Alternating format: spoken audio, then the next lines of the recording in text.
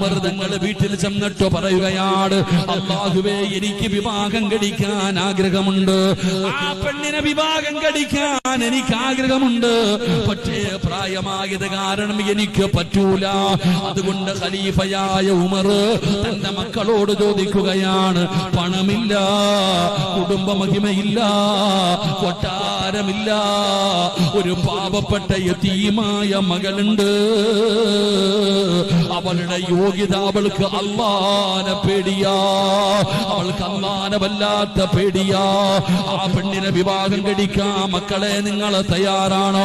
ഉമർ തങ്ങളുടെ മകൻ പറഞ്ഞു, ഞാൻ തയ്യാറാ ബാപ്പാ, ഞാൻ തയ്യാറാ ബാപ്പാ.